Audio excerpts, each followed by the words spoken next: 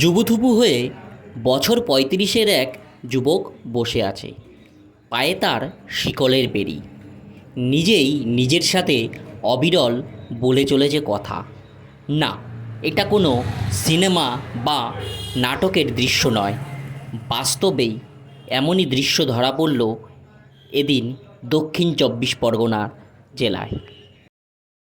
জানা যায় ওই যুবকের নাম ইব্রাহিম মোল্লা, বাড়ি দক্ষিণ ২৪ পরগনা জেলার রায়দিঘি শ্রীফল থানা এলাকার।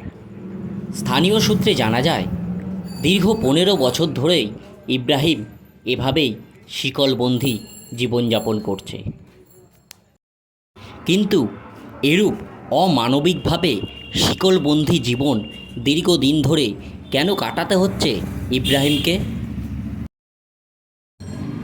দীর্ঘ কয়েক বছর পূর্বে ব্যবসায়ী ইব্রাহিম মোল্লা হঠাৎ করে অসুস্থ হয়ে পড়েন।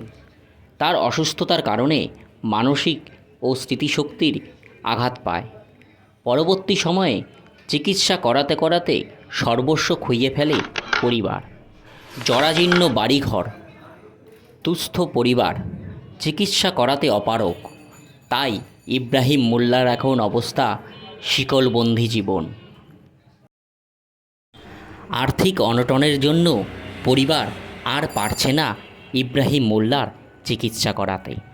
পরিবারের তাই কাতর আবেদন, সরকারি বা কোনোভাবে যদি ইব্রাহিম মোল্লার চিকিৎসার কেউ ব্যবস্থা করে দেন, তাহলে আর শিকলবন্দি হয়ে থাকতে হয় না ইব্রাহিমকে। গোবরায় ওইখান থেকে মেন্টাল হসপিটালে ২-৩ বছর দেখিয়েছি, ফের ওই বাড়িপুরে ওইখানে অন্তরাও দেখিয়েছি, কিন্তু ওর কিছু হচ্ছে না। ওইখানে ভর্তি করার জন্য অনেক চেষ্টাও করেছি, মানে কোনো সুযোগ সুবিধা আমরা পেরে উঠছি না। হ্যাঁ, পাড়ায় তো প্রচুর লোকে ধরে ঠিঙাচ্ছে, এর মারছে, ওর মারছে। আমার শাশুড়ি তো এবার এই তো মাথা ফাটিয়ে দিল, আমার এই জার মেরেছিল, এবার সবার ধরে মারছে। জানো, বাজারে গ্যাসে ধরে মেরেছিল। এবার অনেক লোকের অত্যাচার করছে, ওই জন্য হাতে পায়ে ছেকল ধরে গেছে।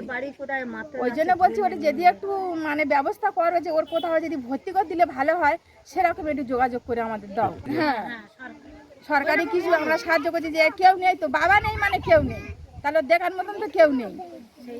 সরকার যদি সাহায্য করে একটু ভালো হয়। হ্যাঁ, সরকার তো সাহায্য করলে খুব ভালো হয়, আর কোথাও যদি ভর্তি করতে আর সুযোগ সুবিধা থাকে, এটা হলে আমাদের আরো উপকার। নাম?